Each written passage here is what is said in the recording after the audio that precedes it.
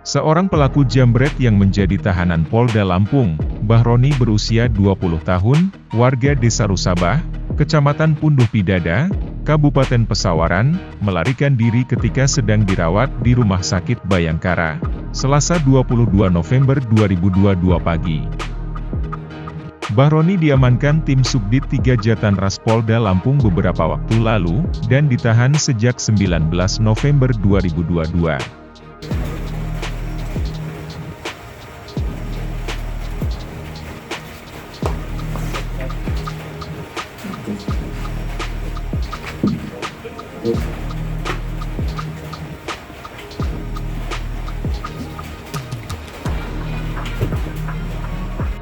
Ia melarikan diri melalui pagar lantai 2 tempatnya menjalani perawatan di Rumah Sakit Bayangkara.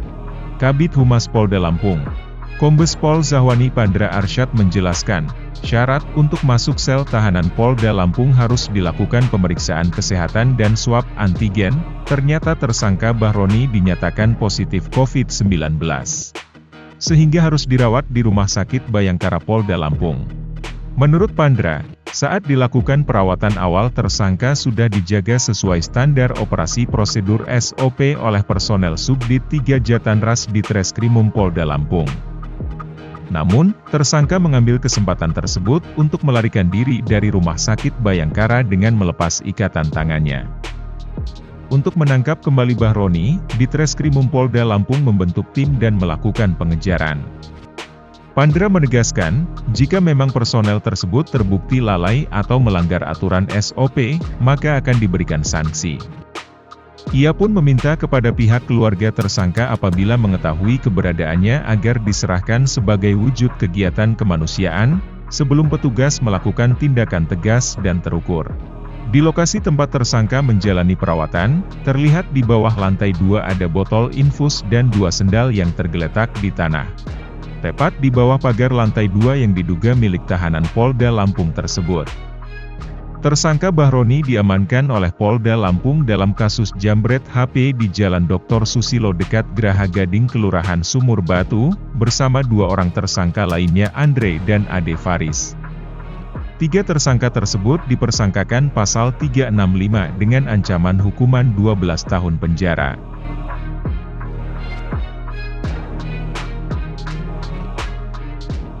Subdit Jatanras berhasil mengungkap tindak pidana pencurian dengan kekerasan yang melibatkan anak di bawah umur yang terjadi di wilayah hukum Polda Lampung, di mana kejadian pada hari Senin tanggal 14 November 2022 sekira jam 20.37 WIB.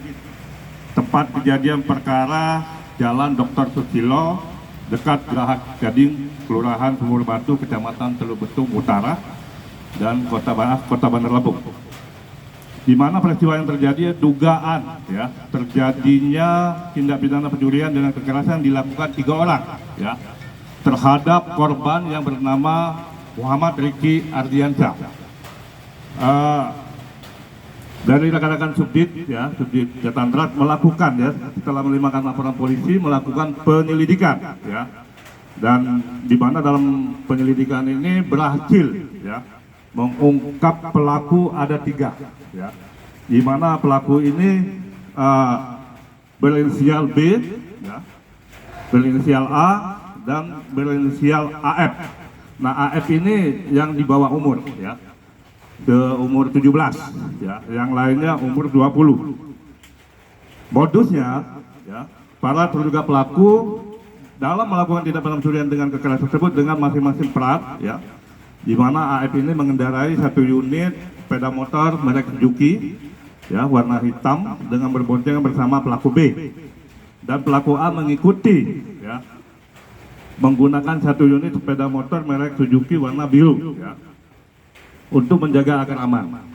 Kemudian pelaku berinisial B langsung mengambil 1 unit handphone merek Poco X3 Pro warna silver miliknya korban di Ardiansyah dan ternyata korban ini sampai jatuh dan terseret untuk mempertahankan handphone miliknya. Ya. Setelah berhasil, para pelaku ini ya kabur ya, dan menjual ya hasil curian ini kepada pihak lain ya, masih dicari ya, seharga 700.000 ya. Jadi mereka dari 700.000 ini menggunakan untuk menggunakan makan ya atau minum, poya-poya lah ya. Dan sisanya 200.000 ada uang bibinya. Mana? Ya, sisanya uang 200.000 yang telah untuk membeli makan, bensin dan rokok. Barang bukti ya yang telah di depan rekan-rekan ya para media, ada 3 buah ranjau paku ya. Ya, telah lakukan penangkapan rekan-rekan Subdit Jatandras melakukan penggeledahan ya di rumah para tersangka. 2 buah kunci letter T ya, ada di ini ya di dalam. Terus 1 buah pisau ya, pisau yang berbahan kayu, KTP ya, terus CNC dan KTP atas nama AH ya, di TKP lain ya. Untuk para pelaku ya, kita kenakan pasal 365 ya, dipersangkakan dengan ancaman hukuman 12 tahun penjara ya.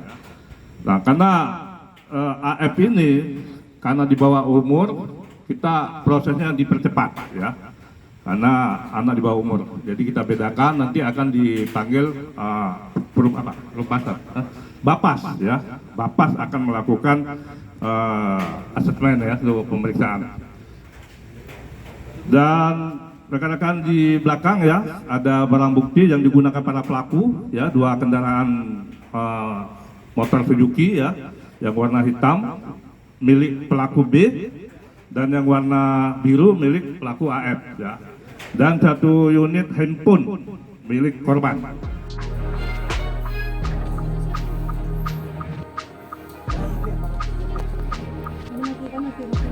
Dari Bandar Lampung, Andrius Martogi melaporkan untuk Kupas TV.